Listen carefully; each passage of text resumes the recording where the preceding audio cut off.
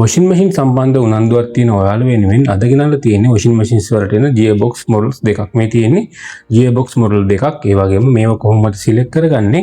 ඒ වගේම මොනවද තියෙන මේවයි ප්‍රශ්න? ඒ වගේම කොහොමද මේ gearbox එකක් වැඩ කරන්නේ කියලා අපි අද ඔයාලට කියලා දෙනවා. මුලින්ම බලමු අපි කොහොමද මේ gearbox එකක් අපි වෙන් කරලා හඳුනාගන්නේ කියලා. දැන් මෙතන තියෙන models දෙකක්. මේක ප්‍රධාන විදියට ගත්තොත් එහෙම මේ වගේ කිහිපයක් models තියෙනවා. ඒ කියන්නේ මේ තියෙන එක model එකක්. ඒ වගේම මේ තියෙනවා තව model එකක්. ඒ වගේම තව model කිහිපයක් තියෙනවා. අපි හැම එකක් ගැනම කතා කරමු. මොකද අද ඔයාලට විශේෂයෙන්ම මේ සම්බන්ධව ලොකු දැනුමක් ලබා දෙන්න තමයි iTech Electronics අපි රැස්ති වෙලා තියෙන්නේ. මේ තියෙන්නේ semi automatic gearbox model එකක්. එතකොට මේ තියෙන්නේ ඒ වගේ model කිහිපයක්. එතකොට අපි බලමු කොහොමද මේකක් select කරගන්නේ කියලා. මුලින්ම ඔයාලා බලන්න මේ වගේ gearbox එකක් ගන්නදී ප්‍රධාන විදියට බලන්නේ අපි gearbox එක මෙන්න මේ විදියට බැලුවම මේකේ තියෙනවා මේ square cut මේ glue cut එක තියෙනවා. ඒ වගේම මෙතන තියෙනවා box cut එකකින් square cut එක සහ glue cut එක කියන ප්‍රධාන model දෙකකට කැඩෙනවා gearbox. ඊට පස්සේ කැඩෙනවා මෙතනින් මේ belt shaft size එක මේ තියෙන්නේ. දැන් මෙහෙම ගත්තා මෙන්න මේ අතර තියෙන උස ප්‍රමාණවල දෙකකට කැඩිලා දෙකකට වැඩි ප්‍රමාණයකට කැඩෙනවා. ප්‍රධාන විදියට මිලදී ගනිද්දී ඔයාලා බලන්න ඕන මේ විදියට මේ උස කොහොමද තියෙන්නේ කියලා. මේ තියෙන උස අපි මේ උස චෙක් කරන විදිය ගැන කතා කරමු. මෙන්න මෙහෙම තිබ්බම අපි flat surface එකක තිබ්බම gearbox දෙකම මෙන්න මේ විදියට තිබ්බම මෙන්න මේ gear wheel balance එක හරියටම තියෙන්න ඕන මෙන්න මේ විදියට. right? අපිට සාමාන්‍ය මේසයක් උඩ තිබ්බම උඩ අතට මෙන්න මේ විදියට තිබ්බම බලා ගන්න පුළුවන් ඔයාලට හරියටම ගැලපෙන්නේ මොන gearbox එකද කියලාද. උදාහරණයක් විදිහට මම ගත්තොත් එහෙම දැන් මේ දෙක මෙහෙම තිබ්බම ඔයාලට පේනවා මේ දෙක අතර උස සමානතාවයක් නැහැ. ඒතකොට මේක දාන්න බෑ. right? එතකොට ඔයාලට මේක සිලෙක්ට් කරද්දී මේසයක් උඩ තිබ්බට පස්සේ සමාන උසකින් තියෙන්න ඕන. ඒ වගේම මෙන්න මේ විදිහට සෙට් කරාම එකට වදින්න ඕන. මේක උස වෙනස් වෙන්න බෑ. බලන්න මේ උස වෙනස් වෙන්න බෑ. අපි බලමු මේක තියලා. මේ දෙක උස සමානයි. නමුත් මේ අතර තිබ්බම මේ බෙල්ට් පුලි එක උස වෙනස්. එතකොට ඔයාලට විශේෂ සැලකිල්ලක් තියෙනවා. අන්න ඒ විදිහට චෙක් කරලා බලන්න කොහොමද මේක උස තියෙන්නේ කියලා. ඊට පස්සේ අපිට ප්‍රධාන විදිහටම වැදගත් වෙන්නේ මෙන්න මේ බෙල්ට් පුලි රිම් සයිස් එක. මෙන්න බෙල්ට් පුලි රිම් එක වෙනස් වුණොත් එහෙම බෙල්ට් සයිස් එක වෙනස් කරන්න ඕන. සාමාන්‍ය මැෂින් එකකට වඩා semi automatic මැෂින් එකක බෙල්ට් එකක් කියන්නේ ඉතාමත් ප්‍රධාන කාර්යයක්. ඒ කියන්නේ බෙල්ට් එක තද වෙන්නත් බෑ බුරුල් වෙන්නත් බෑ. ඒතකොට හේතුව තමයි belt semi automatic washing machine එකක ක්ලච් එක වෙනුවට බෙල්ට් එකෙන් තමයි ලෝඩ් එක ස්විප් කරන්නේ. එතකොට ගොඩක් බෙල්ට් එක තද වුණොත් එහෙම සිද්ධ වෙන්නේ මොකද්ද? බෙල්ට් එක තද වැඩි වුණොත් එහෙම මැෂින් එකේ රෙදි හිර වෙලා ලෝඩ් එක බැලන්ස් නැති වුණත් එක්ක gearbox එකෙන් යනවා. එහෙම නැත්නම් මෝටරේ හිර වෙලා මෝටරේ පිච්චෙන. එතකොට ලෝඩ් එක වැඩි වුණොත් එහෙම මැෂින් එකේ ලෝඩ් එක වැඩි වුණොත් ලෝඩ් එක ස්ලිප් කරලා මෝටරේට යන ලෝඩ් එක අඩු කරනත් gearbox එකේ ආරක්ෂාවත් පවත්වාගෙන යන්න නම් මෝටරේ බෙල්ට් එක හරි මෙෂර්මන්ට් එකටම තියෙන්න ඕන. මේ තියෙන්නේ බෙල්ට් රින් එකක්. ඒකට මේ බැලුවොත් එහෙම මේ රින් එකයි මේකයි අතර ලොකු වෙනසක් නැහැ. නමුත් මේ දෙක දාන්න පුළුවන් වුණාට මේකේ පොඩි වෙනසක් හරි තිබුණොත් එහෙම බෙල්ට් එක තද වෙනස් වෙනවා. එතකොට මම කිව්වා කලිනුත් බෙල්ට් එකේ තද වෙනස් වෙන්න බෑ semi automatic washing machine එකක. ඒ හරි ප්‍රමාණයම තියෙන්න ඕන. තද වෙන්නත් බෑ, බුරුල් වෙන්නත් බෑ. තද වුණ වැඩි වුණොත් එහෙම මෝටරේ යනවා, gearbox එක යනවා. බුරුල් වෙලා වැඩි වුණොත් එහෙම අපිට අවශ්‍ය ලෝඩ් එක රෙදි ටික හොද ගන්න බෑ. අන්න ඒ කියන ප්‍රධාන කාරණා අනිවාර්යෙන්ම ඔයාලා මතක තියාගන්න. semi automatic gearbox එකක් රීප්ලේස් කරද්දී හරි බෙල්ට් එකක් රීප්ලේස් කරද්දී හරි semi automatic machine එකක් රිපෙයාර් කරනවා කියලා කියන්නේ එකක් අනිත් machines වලට වඩා ටිකක් අමාරුයි. මොකද බෙල්ට් එක වෙනස් කරන්නත් බෑ, gearbox එක වෙනස් කරන්නත් බෑ, මෝටරේ alignment වෙනස් කරන්නත් බෑ. මෝටරේ ඉස්සරහට පස්සට දාලා බෙල්ට් එක වෙනස් කරන්නත් බෑ. අන්න ඒක නිසා ඒ හරිම පාර්ට්ස් තිබුණොත් වැඩේ ලේසි, නැති වුණොත් වැඩේ අමාරුයි. right?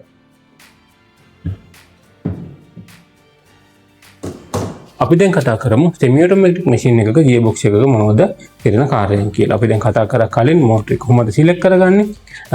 එතනදී මට කාරණාවක් අමතක වුණා. මෙන්න මෙතන අතර තියෙන උස වෙනස් වුණොත් එහෙම මේ gearbox එකේ මෙතනයි මෙතන මෙන්න මේ දෙක උස වෙනස් වුණොත් එහෙම ඔයාලට සිද්ධ වෙනවා ඒ pulse leader එකේ එහෙම නැත්නම් wash කරන plate එක තියෙනනේ අපේ කරගෙන pulse leader එක කියලා. pulse leader එකේ උස අඩු වුණොත් එහෙම යට වදිනවා. කියන්නේ බොඩි එකේ වදිනවා. උස වැඩි වුණොත් එහෙම ඇතුළට රෙදි ටික යනවා. එතකොට රෙදි හිර වෙලා මැෂින් එක කැඩෙන්න පුළුවන්. එතකොට රෙදි හිර වුණොත් මැෂින් එකත් කැඩෙනවා. එහෙම නැත්නම් රෙදි ටිකත් සවුත් වෙනවා. එතකොට මෙතන උස බලන්න ඕන අනිවාර්යෙන්ම. උස වැරදුනොත් ඒක දාන්න බෑ. එහෙම වුණොත් අපිට සිද්ධ වෙනවා හරි ගියර් බොක්ස් එකම රීප්ලේස් කරන්න. එතකොට ඔයාලට මෙතන මම කිව්වා මේ බෙල්ට් එකේ සයිස් එක වෙනස් වුණොත් එහෙම මෝටරේට බලපානවා. ඒ වගේම ගියර් බොක්ස් එකකට බලපානවා කියලා. එතකොට ඔයාලට විශේෂ කාරණාවක් තියෙනවා. මේ ගියර් බොක්ස් වල තියෙනවා ප්ලාස්ටික් වීල් වලින් මේ හදලා තියෙන හැම එකක්. එතකොට මේ ප්ලාස්ටික් වලින් හදුවම මෙතන තියෙන මේ බෙල්ට් රින් එක තියෙනවනේ. මේ බෙල්ට් රින් එක අවුට් වෙනවා. ඒ කියන්නේ මෙන්න මෙතන තියෙන මේ ඇක්සල් එක සවුත් වුණොත් මෙන්න මේක මෙහෙම ප්ලේ එකක් හිටින්න පුළුවන්. මෙන්න මේ අතට මෙහෙම ප්ලේ එකක් හිටින්න බෑ. ඒක හරියට ස්ටේබල් තියෙන්න ඕන. ප්ලේ එකක් හිටියොත් එහෙම බෙල්ට් එක බගල් ගග හදුවලා බෙල්ට් එකක් සවුත් වෙනවා. හරියට ලෝඩ් එක එන්නේ නැහැ. ඒකට හේතුව තමයි මෙන්න මේ තියෙන්නේ. මෙන්න මේ ගියර් බොක්ස් එක LG වලට එන එකක්.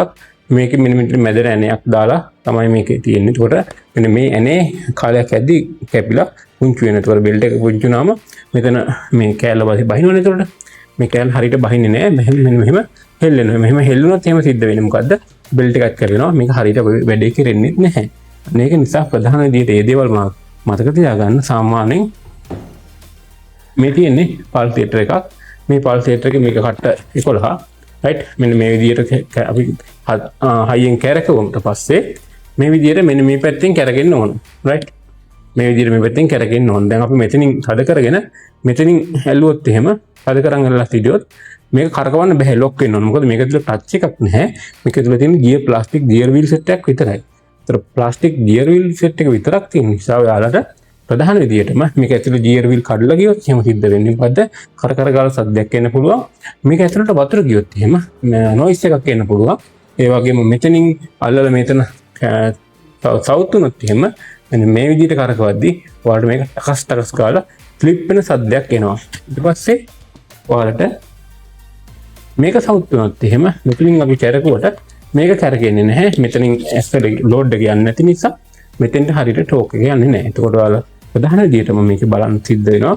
මෙතනින් මේ විදිහට සම්බන්ධ කරාට පස්සේ අපි දෙන ටෝක් එක උඩට යනවද කියලා උඩින් අල්ලගෙන යටින් කැරකුවම ඔයාලට ඒක බලා ගන්න පුළුවන්. උඩ බ්‍රේක් කරන්න ඕන. ප්ලේට් එක මෙහෙම දාලා ප්ලේට් එක බ්‍රේක් කරගන්න ඕන. මෙහෙම දාලා ප්ලේට් එක බ්‍රේක් කරගත්තා. යටින් කැරකුවම හරියට තදට ලෝඩ් එක තියෙනවා. ස්ලිප් වෙන්න බෑ. එතකොට ඔයාලා දැනගන්නවා මේක ස්ලිප් වුණොත් එහෙම මේක ගියර් වීල් කැඩලා තියෙනවා. ඒකට මේව හදන්න පුළුවන්ද බෑ. ඒක රීප්ලේස් කරන්න සිද්ධ වෙනවා. ඒක නිසා මේ ප්‍රධාන කාරණාවක් විදියට මේ ටික බලපානවා. ඊට පස්සේ ඔයාලට බලන්න පුළුවන් මෙතනින් මේකේ වෝටර් සීල් ටයිප් වෝටර් සීල් එකයි තියෙන්නේ. මෙතන මේකේ එක්සෙල් වෝටර් සීල් එක. මේ එක්සෙල් වෝටර් සීල් එක ගියොත් එන්නේ මෙන්න මෙතනින් තමයි වතුර පාර එන්නේ. මෙතනින් වතුර පාර එනවා එක්සෙල් එකකින් වතුර ගියොත් එහෙම. එතකොට මෙතන මෙන්න මේ ටික මලකට කාලා බකට් එකේ කියන්නේ මැෂින් බොඩි එකේ වතුර බලා ගන්න පුළුවන්. මෙතනින් වතුර ගියොත් එහෙම මෙන්න මේ පැත්තේ වතුර ටික බේරිලා බොඩි එකේ මෙන්න මේ කොටස තියෙනවනේ. මෙන්න මේ කොටසෙන් වතුර බේරිලා වතුර පාරවල් සබම් පාරවල් හිටලා තිබුණොත් එහෙම මෙන්න මෙතනින් තමයි වතුර ගිහිල්ලා තියෙන්නේ. ඒතර ප්‍රධාන විදියට බලන්නේ මෙතනින් වතුර ගිහිල්ලා නම් මෙතන තමයි මලකට කන්නේ. මෙතනින් වතුර ගිහිල්ලා නම් මේ බොඩි එකත් එක්ක තමයි මලකට කාලා ඒ ප්‍රශ්නේ ගොඩක් දුරට වෙන්නේ. එතකොට ඔන්න ඔය කියන ප්‍රධාන කාරණා තමයි මේ ගියර් බොක්ස් එකක වෙන සිද්ධ වෙන ප්‍රධාන කොටස් ටික. ඊට පස්සේ මේකේ ගියර් බොක්ස් එකේ මේ අපි දැන් මේ කරකවනවා. මෙන්න මේ කරකවනකොට කට්ට අහුවෙන්න බෑ. මේ විදිහට කට්ට අහුවෙන්න බෑ. මේ පැත්තට ටෝක් එක යන්න ඕන මේ.